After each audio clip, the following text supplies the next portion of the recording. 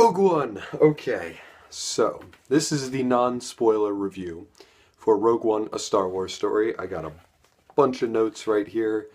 Then I'm going to go through and non-spoilery details and everything. I'm going to say what I like, some things I didn't like, and then on another video I'm going to get into some detail and everything here and kind of focus this a bit. Get more into detail on a more spoilery review. There's my ticket.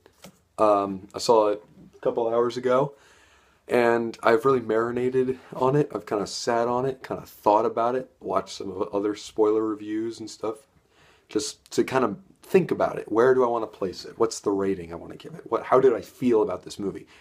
I know after it I felt really happy and everything, but it was just like, because there's some awesome stuff that I got to see in the movie, but I really, you can't give that gut wrench reaction. And I feel like I did that last year with The Force Awakens. And I will go back on what I said about The Force Awakens. I like The Force Awakens, I really do. But it's more of a 9 out of 10 instead of the 10 out of 10 that I gave it last year. So I didn't want to do that with this movie. I kind of wanted to let it sit for a second, let's think about it, and go right into it. So here we go. Pros. I really enjoyed all the different planets that we went to in the film. Thought that was really good. I liked the characters. The CGI was incredible, and I'll get into that in the spoiler review. I really, really liked seeing some old characters that are in the trailer, mind you. I like seeing some old characters again. I like seeing a lot of these new characters too, so that was really, really awesome. The action was incredible. The entire second half of the movie is just action, action, action. It's all the payoff, really. That leads right into episode 4, so it's awesome. It is hands down. So there's a space battle in there, and it's one of the best ones in Star Wars. It's incredible. There's some things that they do in that space battle that are incredible. That I'm like, John Nolan ILM, you guys did it.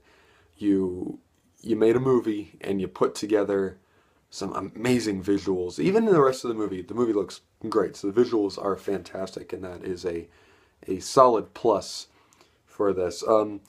The direction, the cinematography, the feel of the movie, that's something I really enjoyed. This is a war movie, and there were some kids at the theater, but I feel like this is the most PG-13 Star Wars movie we've really gotten.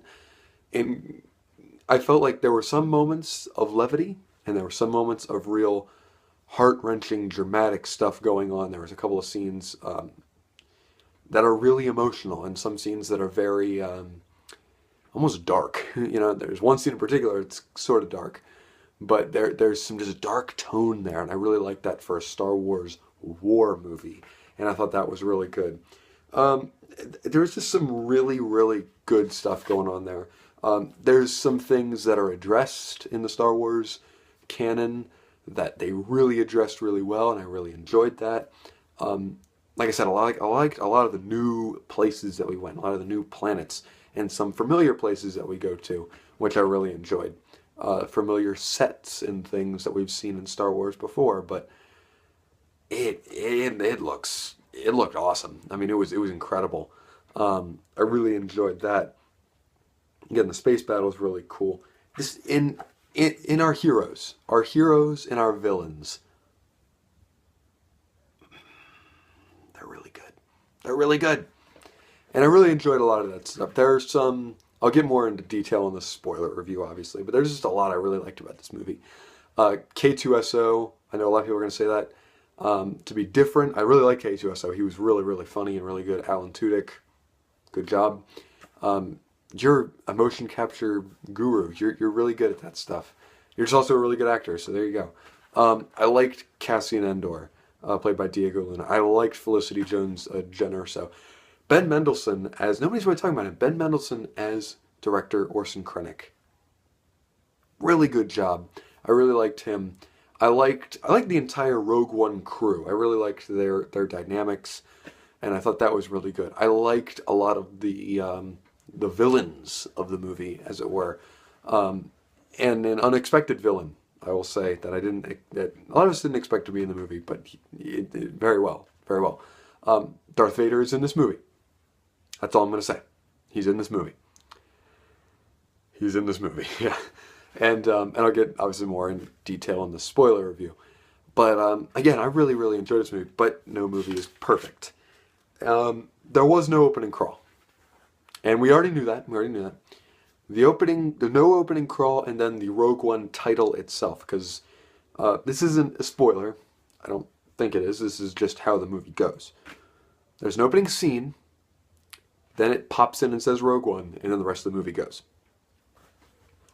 It wasn't great. I didn't like the font that they use is I would have preferred that they would have gone with the Rogue One that is in the trailers. It says Rogue One, a Star Wars story. I would have preferred that, but it's okay that they don't do that for reasons. I'm okay with them not doing it, but it would have looked better. It's brief, minor detail.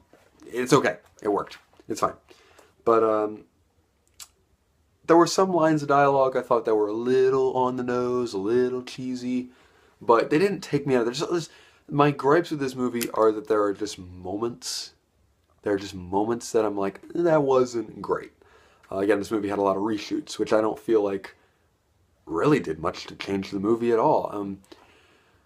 I can't really tell where there's a difference. The things that they show us are different. So there's a lot of footage that's in the trailers that's not in the movie. I don't believe that's a spoiler. That's kind of always the case with movies, especially one that has reshoots. And I felt that as a whole, the movie was really, really good. It had moments of things I was like, oh, that's interesting, or okay, I wasn't on board with that, but it's there and it's gone, so it's very minor things. I'd say if I had to break down the structure of the movie, it's like the first act is really good, the middle area is really good, and the last hour is amazing. It's incredible. It's awesome. And again, spoiler review for that. I didn't mind. Forrest Whitaker has an interesting accent in this movie, and it's different, and there was a few moments I couldn't understand him, but I didn't really care. He's a really cool character. Overall, loved this movie. It was really, really good. If I had to rate it, what'd I say? I'm going to give it a 9.5 out of 10. And here's why. Empire Strikes Back is better than this movie. Not by a whole lot, but you have a lot to go on with that movie. There's a little more character development and stuff because you have the previous movie. But it's Empire Strikes Back, Rogue One, A New Hope, Force Awakens. Like, it's that close, It's that close for me. And they're all separated between, what's that 1 point on 1 to 10 scale? So it's like, this is a 95, Empire Strikes Back's 100, A New Hope is like a 94, Force Awakens is like a 90, so it's like, they're all right there. They're really, really close. And then all the other movies kind of fall in there. But I really, really enjoyed this movie. It was highly anticipated, and boy, was I happy with its outcome. And guess what? A year from now, we get to see episode 8. So yeah, that's my non-spoiler review for Rogue One, a Star Wars. Sorry, I almost said The Force Awakens. But yeah, I really enjoyed the movie, and stay tuned for a spoiler review, which will be coming very soon. Thank you guys, and check out the spoiler review.